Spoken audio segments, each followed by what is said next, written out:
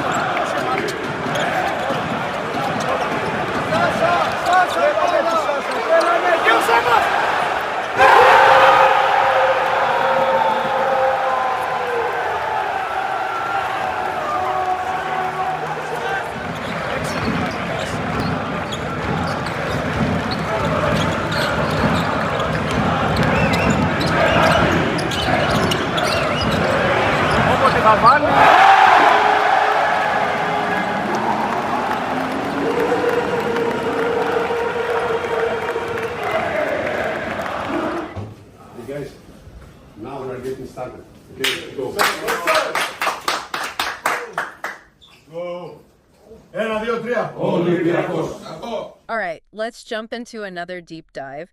This time, we're going to focus on Olympiacos. Okay. And their EuroLeague performance lately. You know, those 2 wins against Real Madrid and then Barcelona. Yeah. Must have gotten your attention too, huh? I mean, I know you've been following their journey. Absolutely. We've got all these Greek sports articles, and they're really showing a team that seems to be hitting their stride, you know, like a coach's vision is finally starting to work and maybe even gives us a little peek at what they could really do. Yeah.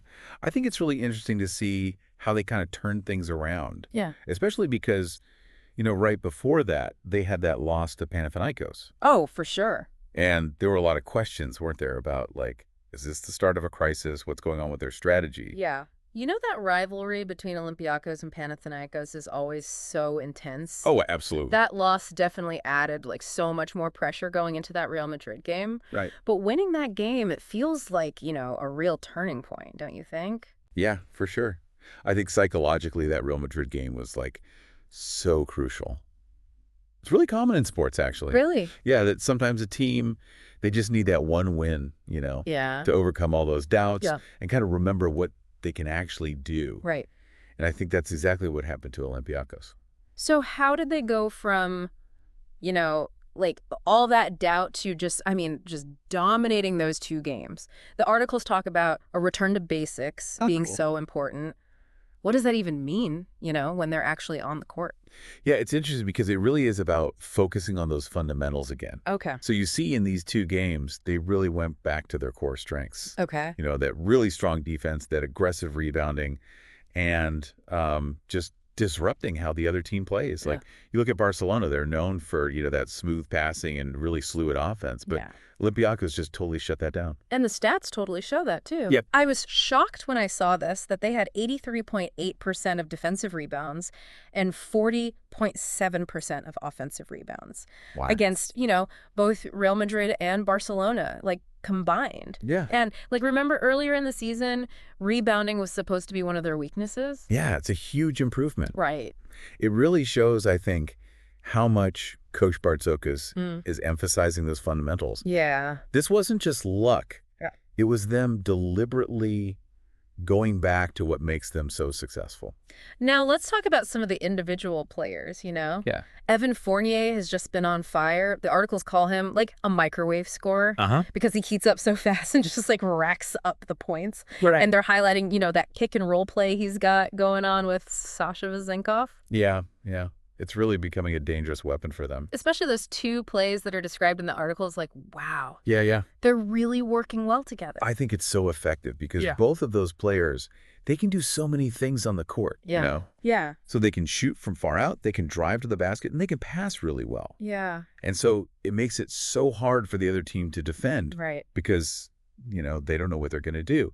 It forces those tough decisions. And Olympiacos usually ends up with a pretty good shot because of it. And Vezenkov himself, he's so consistent. Even when he doesn't take a ton of shots, he's still so important. Yeah, his efficiency is amazing. Always seems to be in the right spot at the right time, Yeah, he's really good at finding the open spots and, making himself available for passes. It's that smart kind of play that makes him so valuable.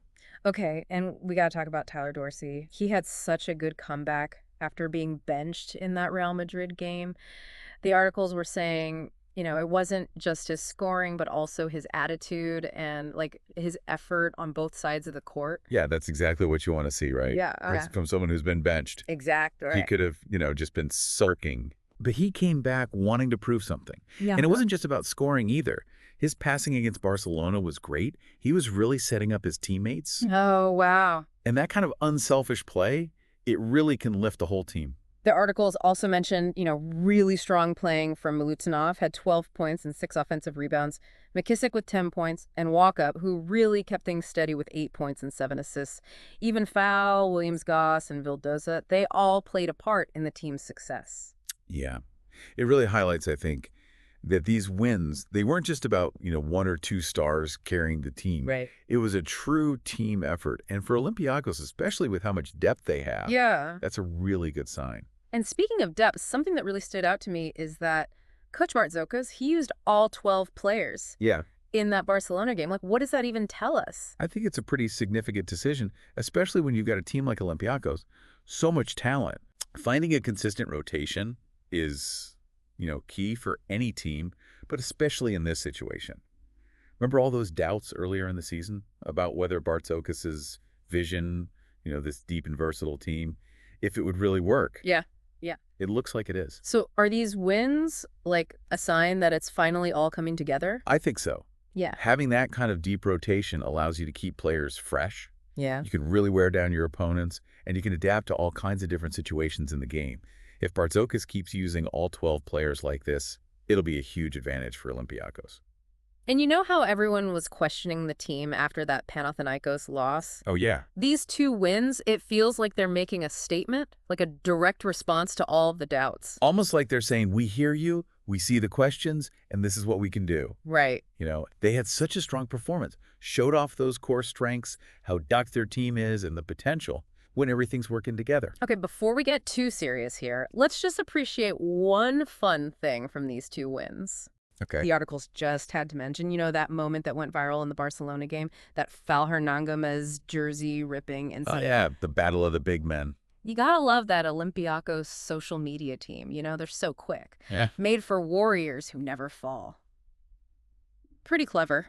Yeah, I like that. It's good to see that they can have a little fun, too. Uh-huh. But, okay, back to, the serious stuff. Right.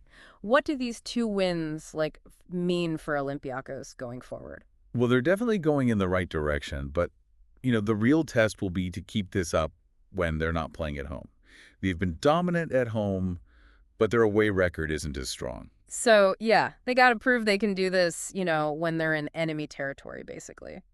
And I'm already thinking about that upcoming match against Panathinaikos. Oh, yeah, that one's going to be huge. Yeah. Not just because it's on the road, but also, because of that intense rivalry. Yeah. The whole dynamic will be different. Right, right. I can't wait to see what happens. Yeah, me too. It's kind of crazy, though, right? Even after these amazing wins, the articles are saying they haven't even reached their full potential yet. Yeah, I was getting that feeling too. It's like all the pieces are there, Yeah. but they can still get even better. So what are the articles saying they can improve on? I think one big thing is consistency.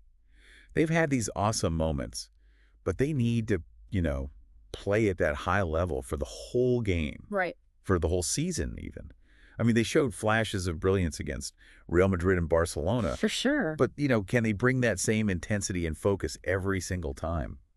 That's what makes a real contender. Totally. So it's like, can they turn those flashes into like a constant fire? Exactly. And the articles really highlight Coach Bartzokas's vision for this team.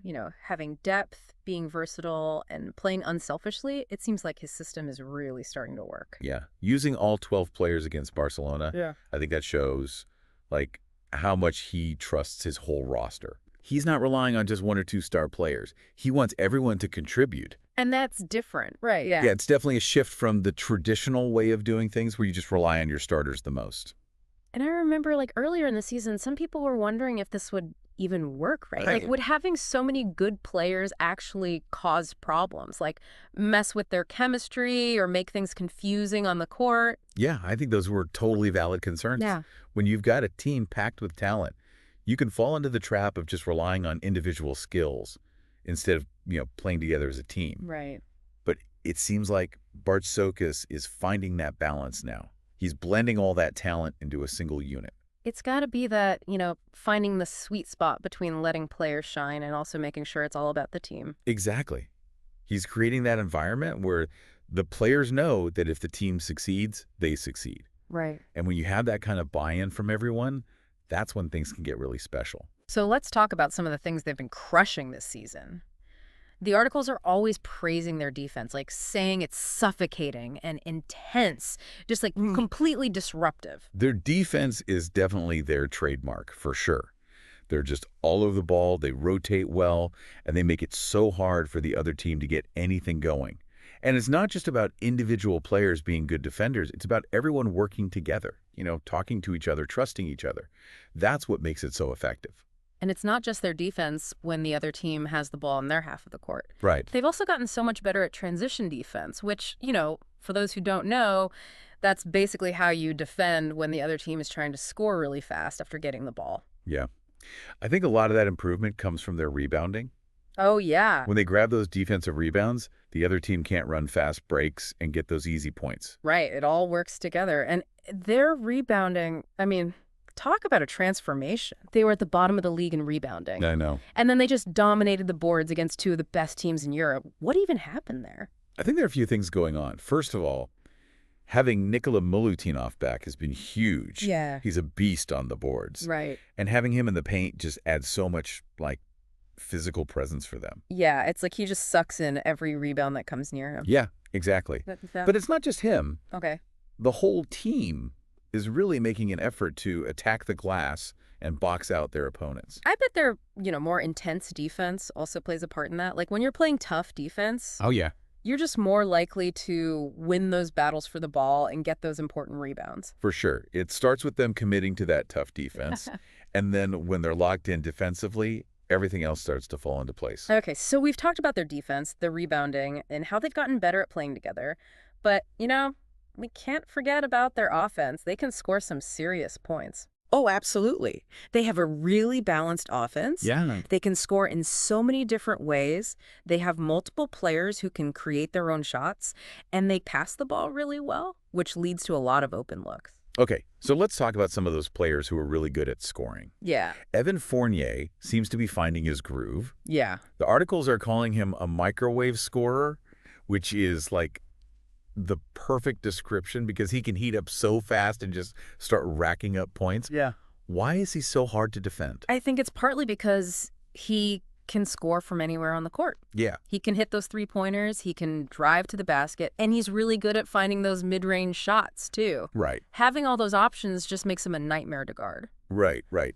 And then there's Sasha Vesenkov, who is, like, Mr. Consistent. Yeah. He might not always have the craziest stats. Right. But he's always contributing, and he's so efficient. He's a classic glue guy, for sure. He does all those little things that might not show up in the box score, but are super important for winning. And, of course, Tyler Dorsey, you know, he's had some ups and downs, but we know he can be a real threat when he's on. Yeah, Dorsey's like a wild card for them. When he's confident and playing aggressively, he can totally change the game. It's crazy how Coach Bartzokos is managing all this talent, you know? He's got so many weapons on this team, it seems like he's figuring out how to make it all work. That's what makes a coach great. Right? Yeah. It's not just about having talent, it's knowing how to use that talent to create a team that works well together. And it seems like he's found the right way to do it, at least for now. Olympiacos is playing with so much confidence, you know? It's like they have this swagger that we haven't seen from them in a while. They're starting to believe in themselves and believe in the system. Yeah. And when that happens, that's when things get really exciting. Okay, so where do they go from here? What do they need to keep doing to stay successful? I think there are a few things to watch. First and foremost, they've got to keep up that defensive intensity. That's the foundation of everything they're doing well. If they let that slip, they'll be in trouble. Yeah, no slacking, especially against the tough teams in the EuroLeague. Exactly. Second, they need to work on being consistent. Right. We've seen moments of brilliance, but now they need to make those moments last longer. You know, develop that killer instinct and just dominate their opponents for the whole game. Yeah, finding that consistency is key if they want to compete for the championship. Absolutely. And then, lastly, they need to stay healthy. Of course. They've been lucky with injuries so far. Yeah. But even a couple of key guys getting injured could really mess things up. Yeah, that's true for any team, but especially for one like Olympiacos that relies so much on having all these different players who can do different things. Exactly. So if they can stay healthy, keep up that intense defense, and find that consistency we were talking about, their potential is massive. This is going to be fun to watch. I can't wait to see how far they go. Yeah, me too. Who knows, maybe this is the year Olympiacos gets back on top of European basketball. You know, going through these articles, I was really struck by how much the fans have embraced this Olympiacos team. Like, even when they were struggling at the beginning of the season, there was this feeling of, like, optimism and excitement around them. The fans in Piraeus, they're so passionate, you know? Right. And they can really sense when something special is happening. Yeah. I think they see the potential in this team, like they could be great. Right. And that belief spreads, you know? Yeah. It gives the players energy, and it creates this incredible atmosphere in the arena. Yeah, it's like a back and forth, right? Yeah. Fans' energy makes the players play better, and then the players playing well gives the fans even more to cheer about. Exactly. And when you have that kind of connection between the team and the fans, it can be really intimidating for the other teams. And let's be honest, part of that excitement is because of how they play. It's not just about winning. Right. It's about winning with, like, a certain style. Yeah. Olympiacos is known for playing this beautiful, free-flowing style of basketball. It's fun to watch. The way they move the ball, always looking for the best shot, not just a good one. It's like a dream for anyone who really loves basketball. Yeah, it's like poetry in motion. And when they're really in sync, they're almost unstoppable. That's what makes them so dangerous. They have the talent, they have the versatility, they can beat you in so many ways. They can shut you down with their defense, they can outscore you, or they can just outplay you with their skill and execution. It's like they have all these different weapons, and they can choose which one to use depending on who they're playing and what's happening in the game. Exactly. That's what makes them such a tough opponent for any team in Europe. So let's think about the big picture for a second. Yeah. Where do you see Olympiacos fitting in, you know, in the EuroLeague this season? Are they real contenders? Well, the EuroLeague is a long season. It's a marathon, not a sprint. There's a lot of basketball left to play. Right. But based on what we've seen so far, Olympiacos is definitely a team to watch out for. Yeah. They're not just a fun story. They could actually win it all. Oh, absolutely. They have the players, the coaching, and those amazing fans. They can definitely compete with the best teams in Europe. And if they can keep getting better, keep building on this momentum, I don't see any reason why they couldn't win the whole thing. That would be amazing. It would really cement their place as one of the best basketball clubs in the world. It would be a testament to all the hard work everyone has put in, from the players and coaches to the people behind the scenes, and of course the fans, who have been incredible. We've talked about a lot in this deep dive into Olympiacos basketball, their recent success, their strengths, what they need to work on, and their potential for the rest of the season. It's been really interesting. Yeah. And we've only scratched the surface. There's still so much to see from this team. I know. I'm really excited to see how they keep developing. But before we wrap up, I want to leave everyone with something to think about. We've talked about how well they've played at home, those big wins against Real Madrid and Barcelona, how much potential this team has, and their amazing fans. But the question is, can they take that success on the road in the EuroLeague? Can they make a deep run in the playoffs and really fight for the title? That's the ultimate test, right? And it all comes down to whether they can stay healthy, keep playing tough defense, find that consistency we talked about, and, really step up in those big moments when the pressure is on. So keep watching, keep following along, and most importantly, enjoy the journey. Olympiacos basketball is back, and it's better than ever. Thanks for joining us on this deep dive.